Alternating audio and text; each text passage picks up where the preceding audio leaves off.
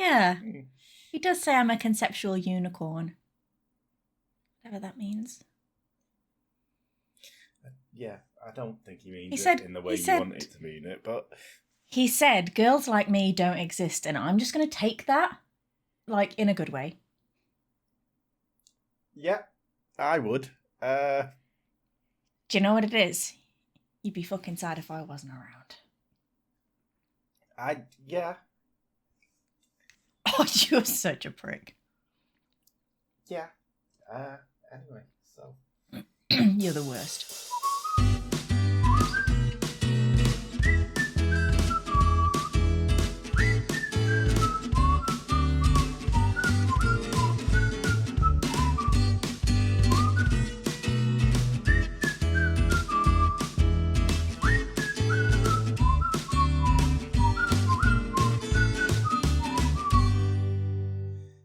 Hello and welcome all into the MO podcast. As always, you're here with me, Consummation.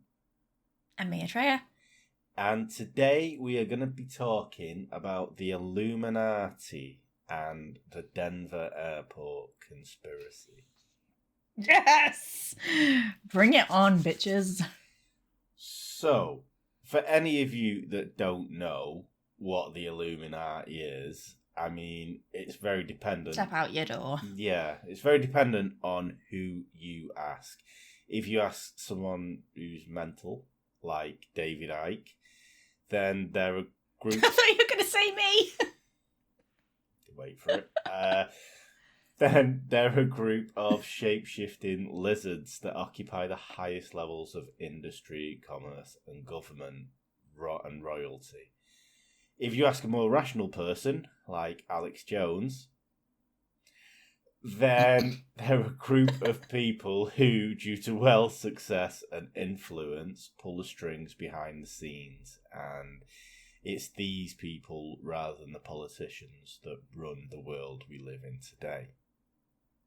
Which is kind of the same as David Icke's theory, just without the shapeshifters. Yeah, I mean... But he just threw shapeshifters in there for some strange, bizarre fucking reason. Yeah, I mean, I think the modern day Illuminati, if you look at it, it depends which side of the fence you settle on, but they're always people who run the world. Whether you go mental or whether you go normal. Yeah, but they don't have to be a shapeshifter, like, it's kind of a given. It just goes without saying that if you've got money, you've got power. So... Is. Duh. You don't have to be a shape-shifting lizard. You just gotta be rich. That's it. Yeah. I don't know why he crowbarred that in to sell all his self-published books, but... Bizarre, right? Yeah. And that's coming from me. Yeah. In fairness, he used to be a footballer, so maybe he got too many knocks on the head. And could have done that. But the Illuminati were actually a real organisation. And they modelled themselves on the Freemasons. Now, this may have been because their founder, Adam Weishaupt, had been refused entry into the Freemasons. I was just going to say, it was because they couldn't get into the Freemasons, wasn't it? So they were just like, we don't even want to be a Freemason, we're just going to start our own gang, so fuck you all. Yeah, exactly. And I mean, in the treehouse this was founded in, he probably had a no girls allowed sign on the door as well. So Weishaupt felt that the Freemasons were too expensive. I'm sorry, what? Yeah. And they weren't receptive to his wacky ideas. Now, these ideas were perfecting human nature through re-education to achieve a communal state with nature, freedom of government, and organised religion. Well, at least he didn't say eugenics. That's what I was expecting you to say. Yeah. No, I don't think eugenics has started in 1776. So that's You just don't know. Well, these shape-shifting people, they could have been an advanced civilization from like hundreds of thousands of years ago, like they came from Atlantis or something, you know? Indeed, apparently they were the Greys from outer space, and they mated with the Atlanteans. And then they built the pyramids, which was a big, super electric pylon that made free electricity that's generated from the earth, and Nikola Tesla discovered this, and I have mentioned this before, and nobody believed me until it was suddenly on the Y-Files. Like when AJ and Hecklefish say it, it's suddenly true. I said this years ago and everybody called me crazy. I'm glad you guys have got my back, AJ and Hecklefish. How would the Egyptians use electricity? They didn't have TVs. They didn't. Yeah. They didn't. So this pyramid was built like tens of thousands of years before the ancient Egyptians came along, and it blew up and then just kind of got abandoned like places do. And then the Egyptians came along and they were like, ooh, this would make for a boss tomb. We could bury our king in this. Jobs are good. And then we don't have to build it. Even better. So they just repurposed it. Yeah. Without realising that they buried the second most closest person on earth to God, to their gods, in an electric pylon. Didn't start his heart back up, did it? But still.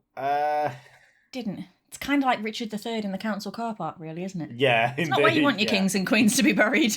Put him there. Yeah, but yeah. So, in 1776, Weishaupt, who was Professor of Canon Law and Practical Philosophy at the University of Ingolstadt in Bavaria, Germany, formed the Perfect Abilitists with 4 of his students.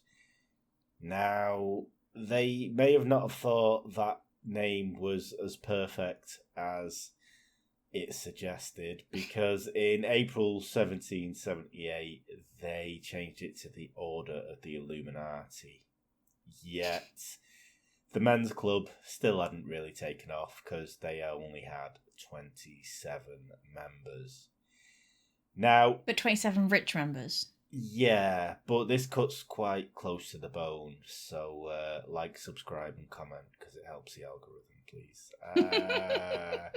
We don't want to be an April 1778 fucking Order of Illuminati. We want to be earning off this. So, come on.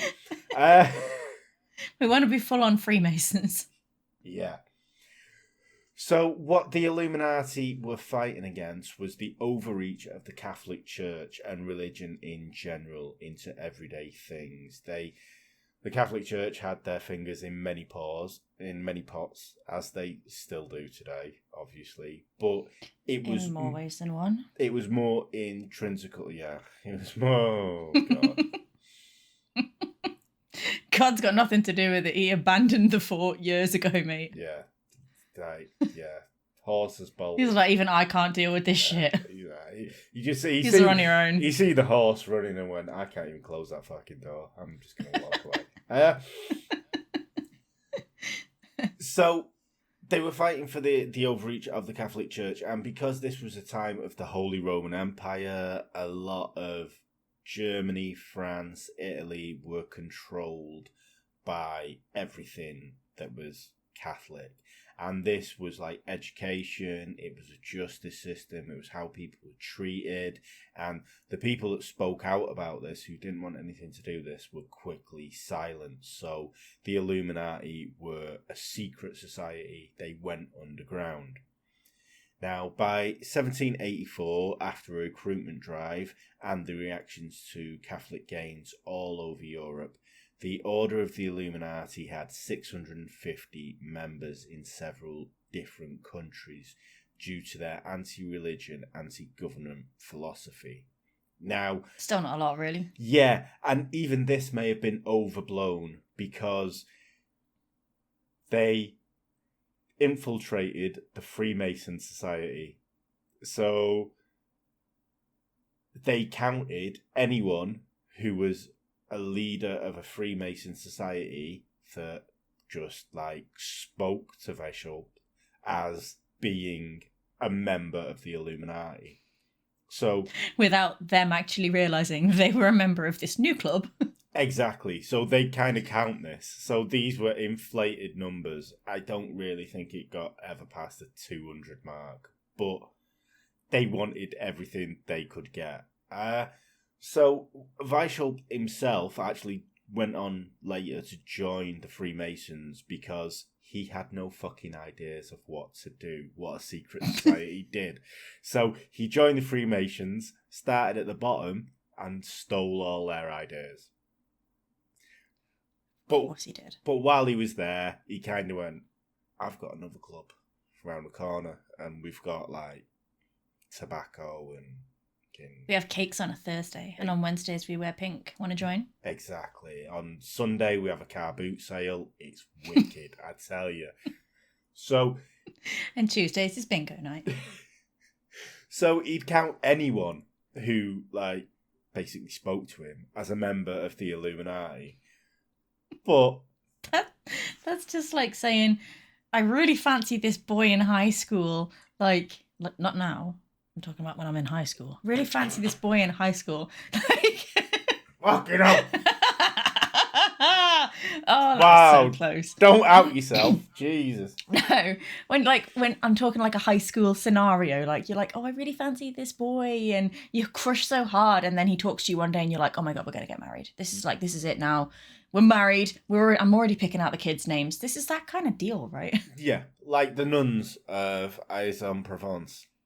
They got fingered in the back of the the confessionary. I didn't drink that time. and they thought they were in there for life. So yeah, I mean, in this became a problem because the more members that they had, they weren't that quiet about it.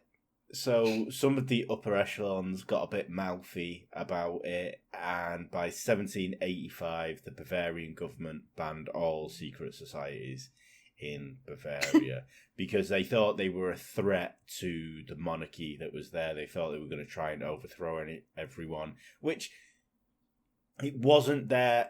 They didn't want to overthrow anyone. They just want to enlighten people into, like, religion isn't all that. But how can you ban a secret society? It's a secret. You don't know about it. Yeah. All secret societies are banned. Especially ones that are most secret. Yeah, the secret is... The ones no one talks about. Maybe they were just honest and went, oh, you know what? They've caught us. May as well come clean now. No one said anything. Come on, Dave. No one said anything. This. Come on. It goes against my Catholic... Oh, wait, no. That's the whole point of us. We're not Catholics, right? So we can just go... Yeah, we don't have a secret society. We don't have a secret society. Maybe that was it. Maybe there was some of these guys in confession going, priest, I'm part of a secret society. Don't tell anyone. And he's like, well, it's only the confessional. It's not like lawyer confidentiality. Come on. Doctor-patient confident. Everything you say in this confessional box, except if it's that you're anti-God, stays in this confessional box. Yeah. What happens in church stays in church. yeah. Goddamn, don't we know that? So Weichel fled, and most, if not all, of their literature was claimed by the government. Now, for some reason, the government published this literature. Don't know why.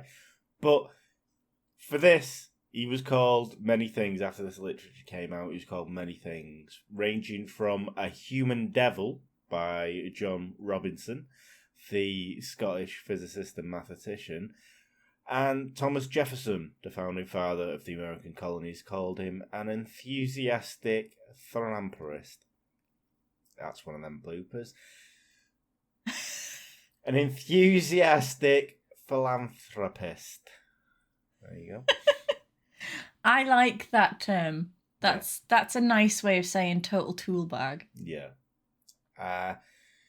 So the flip side to this slander / praise was that this kind of a phoenix arose from these ashes. Now, Robinson claimed that the Illuminati never actually dissolved. They went underground, and they went on to actually be behind the French Revolution in 1789 and all them French aristos losing their heads.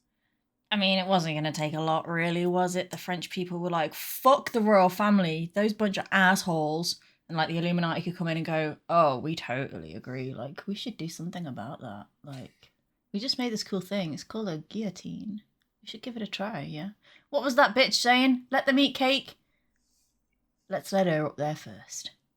Exactly, and I mean, if you look at the French Revolution, it was nothing to do with religion. It was just to do with people sat on a load of money while people starved in the streets. Starved. It was. Yeah, it wasn't exactly a hard sell to get people to bump off the royal family, was it? Let's face it. Exactly, and then. So during the next 100 years, any and every revolution that happened were claimed to be masterminded by the Order of the Illuminati. And this culminated in the Springtime of Peoples, where between January 1848 and October 1849, nearly every country in Europe went in open revolution against their rulers. So this included Holland, it was Spain, everyone that was being downtrodden just went, hang on a minute, we can actually do something about this. Do you think that was that had anything to do with the Illuminati though, or just like people travelling overseas and coming back and going, should see what the French are doing, we should try that here? No, so yeah, exactly. So this is what it was, because 1848, Napoleon had already been and gone. He'd already spread his wings and shown people how the French Revolution just ignited this. It started it. I don't think there was anyone whispering in the corners going, hey, you know what you can do? It was just the people were so pushed down, and you had inbreds ruling them and just sitting on top. Because all the monarchs intermarried, didn't they? I mean, Prince Philip was Elizabeth's second cousin, so they were still doing it. I have read several books and watched several videos about how massively disfigured some of the royal families were, namely Prince Philip, Prince Charles the First or the Second, one of the Prince Charles not the Second, not King Charles. Yes, yeah. Mm-hmm. Spain, yeah. Who had a big desperate dancing like. Mm-hmm. Yeah. So bad that he couldn't actually eat because different teeth were. No, 13 generations of inbreeding created that. That'll do it. Yeah, he was. Apparently, the French. Yeah, he's supposed to marry a French monarch, and the French ambassador said that he was too ugly, and his wife didn't want anything to do with him. It's fair enough. Indeed, yeah. I mean, I've seen the portraits. I mean, would you not at least have kind of gone, you can redo that one? I don't like that one. Could you maybe just take 4 inches off my chin, please? It makes me look gross. That's the thing. He was a monarch. He could have said, redo that, please. Because otherwise, we've got this new invention called a guillotine. We're importing it from France. And you'll be the first tester. We're going to give it a go. Going to make some people redundant. Yeah. No, I just don't, like in Blackadder when Queenie will only accept one portrait and it's a copy of the same one. Yes. There's one in the whole thing. It's like that. Why couldn't he just have said, that is fucking awful, redo it? And then why did his advisors go, that's the best one? They're all stood round him going, yeah, we'll go with that one. Surely they had different prints of it. Oh, yeah. No, that one. Well, do you know what it is, though? Maybe as if that was the best one. What were the other ones like? Okay, no. Yeah, I don't even want to think about it. Actually, the real guy had, an eye on his cheek, the chin out here, a hunchback kind of thing. Yeah. Not that there's anything wrong with people that look like that, but I can understand why he would maybe just go with the desperate Dan chin instead. Yeah, put your best foot forward. Your best club foot forward. Oh, you jumped on it before me. So, in the 20th century, the Illuminati were framed by fascists and anti-Semites as a new world order. that they were using their money and connections to fund an underground movement to usurp the governments of the time with communist regimes. But this kind of goes against the original order of the Illuminati because they forbade pagans and Jews from joining their order. They only wanted people from Christian backgrounds to join their order.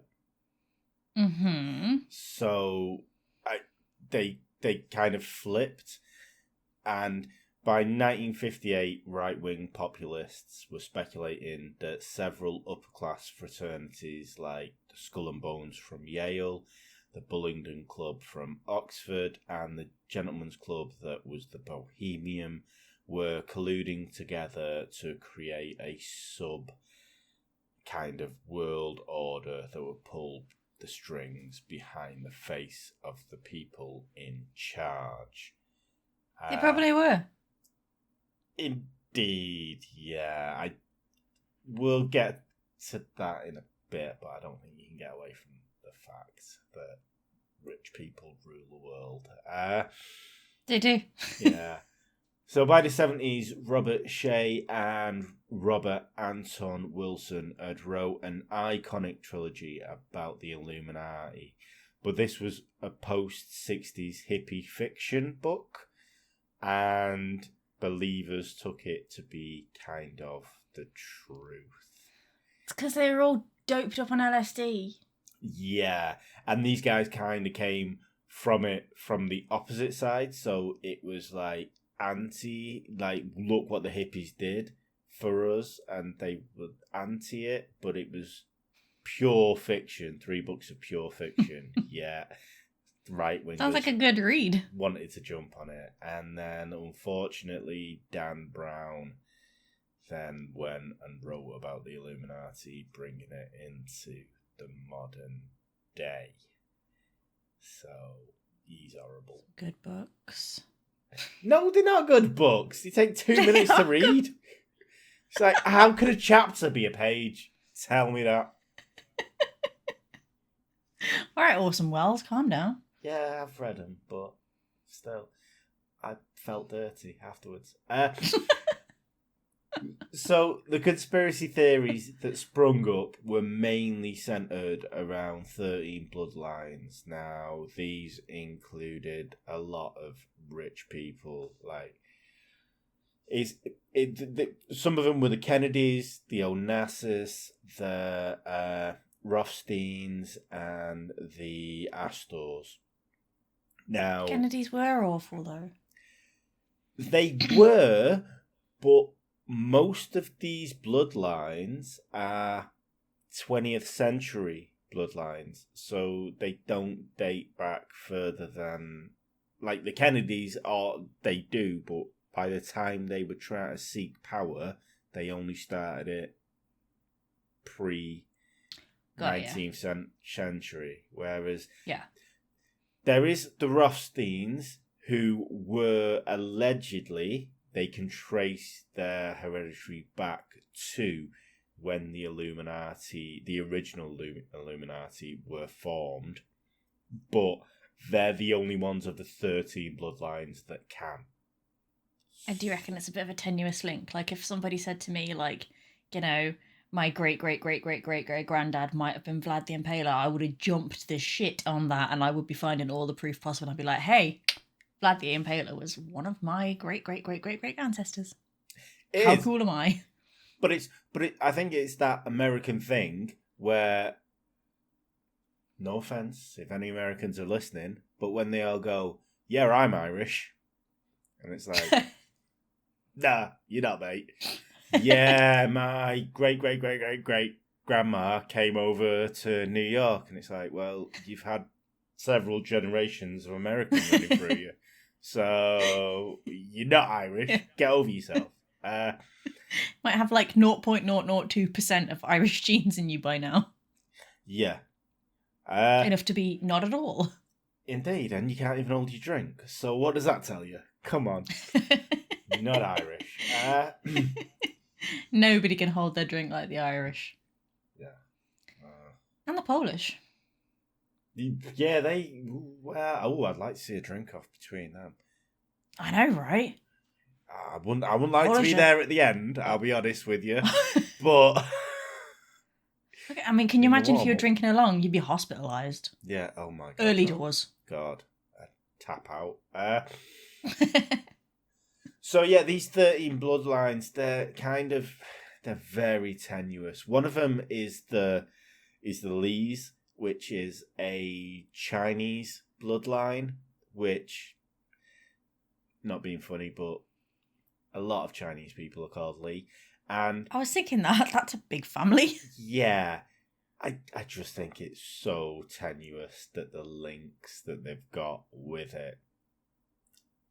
But in fairness, the New World Order, and this is not Hollywood Hulk Hogan in his day with Scott Hall and Kevin Nash when they took over WCW back in the late 90s. They were going to try and achieve this by staging famines, pandemics, wars, and terrorist attacks. So, kind of familiar. Doesn't that sound familiar? Yeah.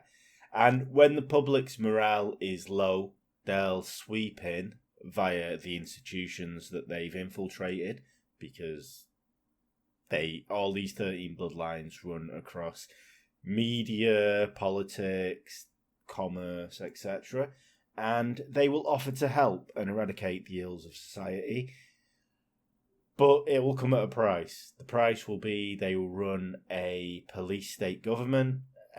This will include mass surveillance, eugenics, and mass and mandatory vaccinations. So basically, George Orwell, 1984. Yeah, pretty much. And it's I'm not going to say it's what we're going through now, but it's kind of what has been happening. But by that, you can use modern events to sell anything, really, because this has already been changed from being we just want Christian people in this and tell them about how the church shouldn't overstep their mark, to being this is run by Jews and massive conglomerates that own the banks and everything. So this has already changed the Illuminati from what it started out as. But in fairness, as a direct consequence of the Patriot Act of the United States, National Security Agency is legally allowed to surveil foreign nationals in the US. Now, they can read their emails, they can read their text messages, they can just hack CCTV and look at them. This 1984. is legally allowed.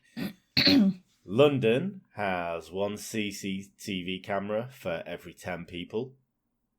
So in London, that's just shy of 1 million CCTV cameras. And apparently you will pop up on a CCTV camera 70 times during one day in London. I like that.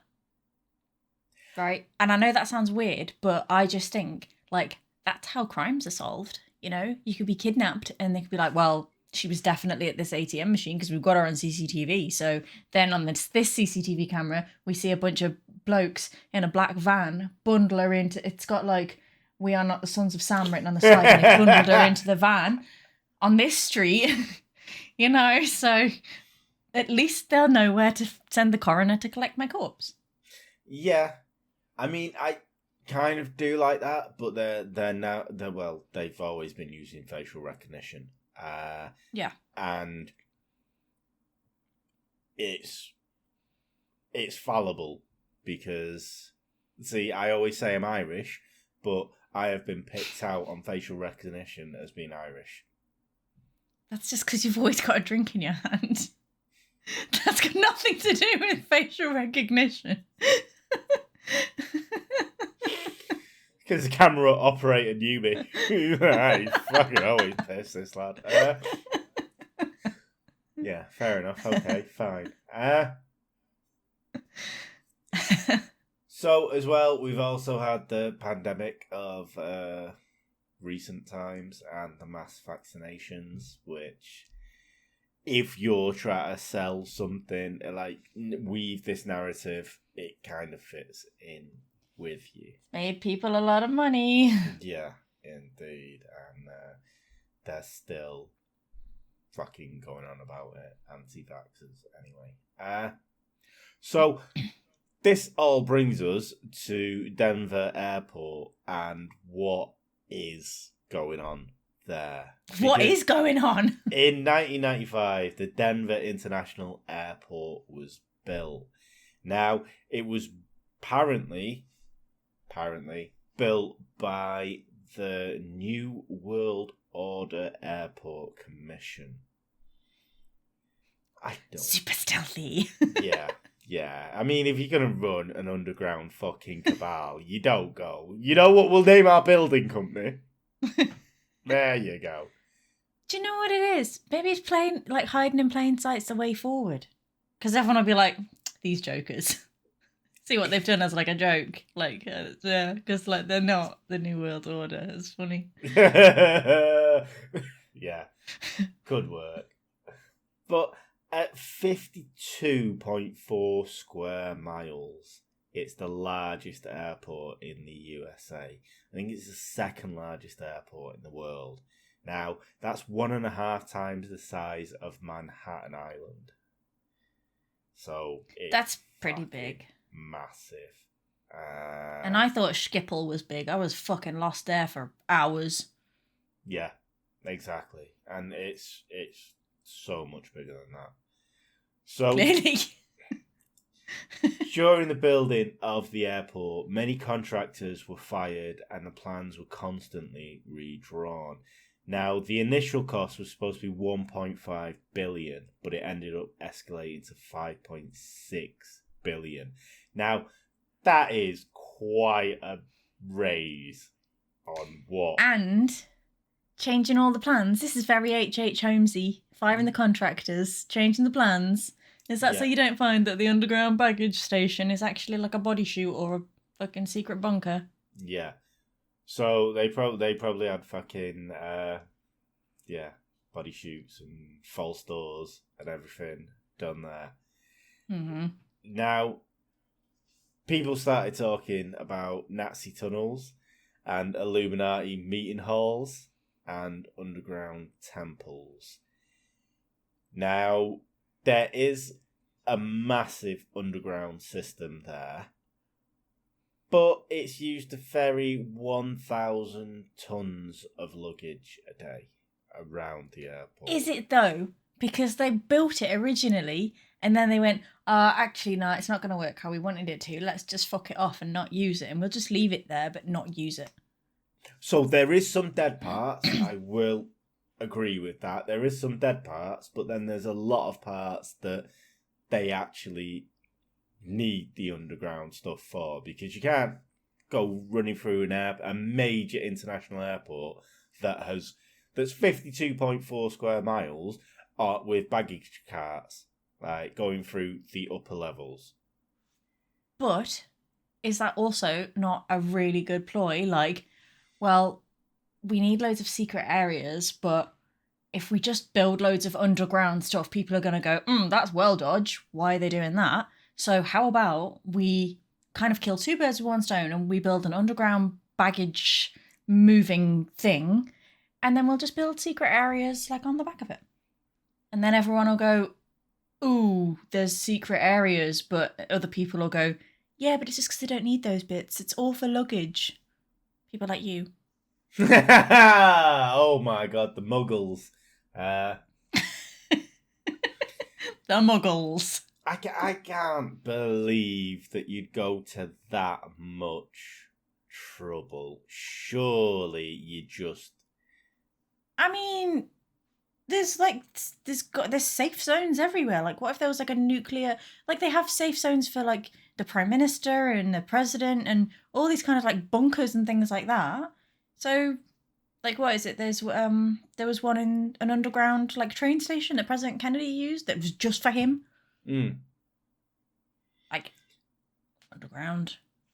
super swank. Well, not super swank, actually. It was a bit of a shithole. I've seen the pictures. But, like, why not? I suppose, and I agree with it's kind of hiding in plain sight that they're making these things and then going, oh, no. But... You've got your secret bunkers right next to the duty free. What? 2 birds, 1 stone. What do you want? Indeed. I kind of maybe. There's also Go on, then. There's also a couple of statues that are there that have raised some eyebrows. There is a horse with it's coloured blue and it apparently has red eyes. It's called Lucifer. Yeah. And there's a gargoyle who it's not animatronic as such, but it has a voice box, and it sometimes asks you questions if you're here for the Illuminati meeting. Again, hiding in plain sight. Tongue in cheek. I think you're joking. I think that's more like Fly Denver have leaned into this shit because they've kind of placed these things there and they're just trying to get a lot of people coming in. Now, in fairness, as soon as they started doing this and promoting this on their website, they got a 50% upturn in people turning up to the airport. So, of course they did. Yeah. I don't Everybody started to go fly New Zealand when they did that video, the passenger video where they were talking about hobbits and things like that. Everyone was like, I want to fly that airline. They're going to Middle-earth. I think that's a very niche, though. Like, this is very niche. All right, then. What about the sign, the Freemason Illuminati sign? I just think that's an art installation. An art installation? Yes. Why would you put an Illuminati Freemason sign on the concourse of an international airport? No, on the plaque. There's a plaque. Yes, I know, but I think that's what they've done with it because they're going to get traction out of it. I don't think this is new, is it? It's not a new development. I think this is like... It's the one, yeah, but it's the New World Order committee, the people that built it. Yeah. Yeah, exactly. So when was it built? 1995. But they didn't build it and go, hey, let's make the Illuminati a selling point. No, they didn't, but then they leaned into it. And then they created that. Added the symbol after? How long's that plaque been there? Yeah, added the symbol after. Since 1994. Yes, they've added that symbol after. No, they haven't. Because if they had, why is the writing all around it? They planned that well, didn't they? Well, let's just put loads of text around and leave a big gap in the middle in case we decide afterwards we want to put a smiley face or the fucking Freemason symbol. Could be. Uh-huh. Who knows? They've also got, like, graffiti on the walls with reptoids, so are we to believe that there's lizards living down there? Well, you just don't know. There's giant crocodiles in sewers, so... Yes, there is. Why did the Mutant Ninja Turtles never bump into them? I think they did. That was an 80s thing, wasn't it? Yeah, I think they did in a couple of episodes. Did they? Yeah. I don't remember that. I think so. But I think they would have been eaten. Nah, but they got a shell, so they're protected.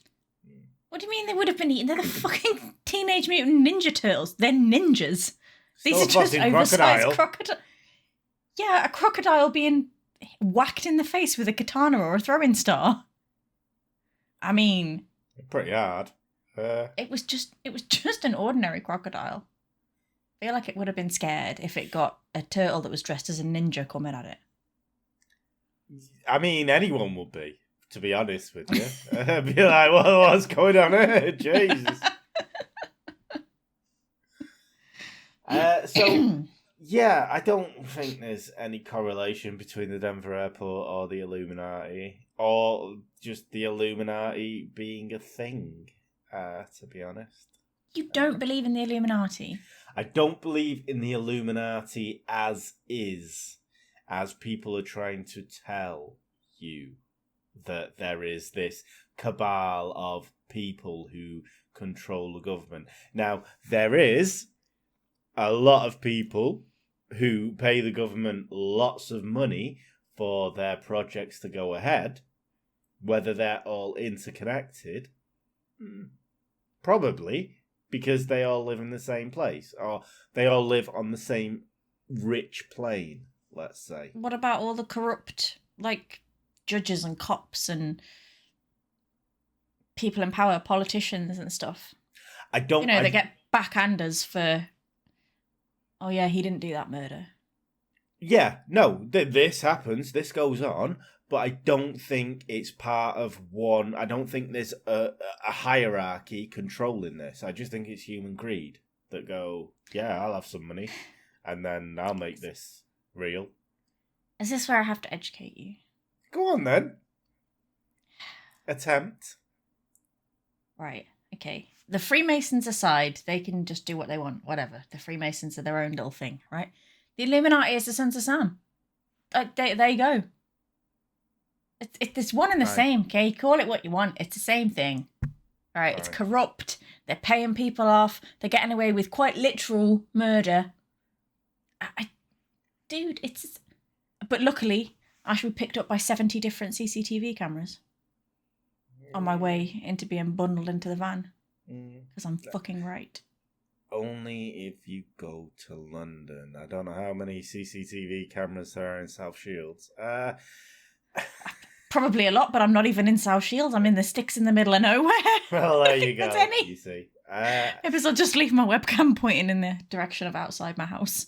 See, I was trying to protect you there by giving a false address for you, but fine. I mean, you could have said I was in Timbuktu. That might have been more helpful than my general region. Could have been, to be quite frank. Might edit that out. Just in case any of the Illuminati Sons of Sam are watching. I mean, you know yourself. When British people say north, most people in the UK assume that north is Manchester upwards. It's not. You're not even north. Yeah. I mean, in fairness, it's not that big a place, to be quite honest with you. It's not. Yeah. Well, seems like we got more north than anything else. Yeah. And that's just not true. The north is just from where I am upwards. Stone's throw away from Scotland. Yeah, but Scotland's a different country, so you could be culturally insensitive. Yeah, just saying. But the north of the United Kingdom. Oh, you're talking about the United Kingdom now. Okay. The UK. Yes. Right. Now who's being culturally insensitive? Do you not class Scotland as part of the UK? No, I hate them. No, you fucking don't. Scottish I people are don't. amazing. I'm part Scottish, so I can say that. Part Scottish, part Brazilian, part Irish, part Gypsy, part... Are you gonna say you're part Jew? Oi, no. Good attempt. Yeah. So yeah, I don't think it's part of one major group. I think there's a lot of people that are intertwined in all this shit, like the Bullingdon Club and all that, and they're all eating wankers, and The Holiday at Bohemian Grove. Yeah, but they're not allowed to talk about work, but then they meet people and then they go home and then talk about work later. Yeah, rich people are going to do rich people stuff and they're going to meet rich people. It's like Jeff Bezos, Amazon and the Washington Post. So he owns your fucking groceries and what you read in the paper. You know what I mean? I know, but to be wealth fair, is right? controlled. Like how much wealth is controlled? He bails me out when I can't be asked to walk to the shop and I need a bottle of wine delivering. I know. It's actually en route. Not even joking. It's quite bad, really. But we're always going to fall back on it. And then if they want to take our freedom, fine. As long as we can still get a delivery next day, that's all good. See, that's the thing. When we were in COVID, everyone was like, oh, it's taking my freedom away. Fuck all changed for me. My life was exactly the same. I didn't leave the house for 2 years. Makes no difference whatsoever to me. Yeah. I don't leave the house anyway. Yeah. I mean, yeah. I think for me, I didn't leave the house, but I only would leave the house to go to work. So exactly, nothing really changed. And this is what I was thinking the other day. I was like, I don't even go out, so I don't really care what's going on in the world, Doesn't make no difference to my freedom whatsoever, because, I mean, I guess I would have the option to go out if I wanted to, but outside's so overrated. Yeah. So I don't really care about jazz bars and all that. Whatever the young kids do nowadays. Jazz bars or chess bars? Jazz bars. Or chess bars. Oh. Well, whatever the young people do. Because I don't think the young people do either of those. I don't think Gen Z do jazz bars or chess bars. I think they just do TikTok and that's about it. See, they don't even go out to do that. It's all in the fucking in their bedrooms, isn't it? So no one's missing out on anything. So nobody can complain they haven't got freedom. Yeah. They choose to stay in. I, for one, greet the New World Order. I accept them into our lives. Nothing's going to change. And he's talking about the Hulk Hogan variety. Yeah, that was such... No one wants to see Hulk Hogan in a leotard at his age now. God, no. Spandex and Hulk, no. God, no. Not if you've seen that video of him in the court case. Anyway, he got sued by his friend for having a sex video with his friend's wife. Allegedly, that court case took down Gawker, so allegedly, let's put that in. We don't have 100 million. I mean, I'm just ungrateful for that visual image that you just, whether it's true or not, you just generated that visual image in my head. So thanks very much for that. I'll never sleep again. I mean, steroid abuse is supposed to make your penis small, but... Anyway, on that bombshell...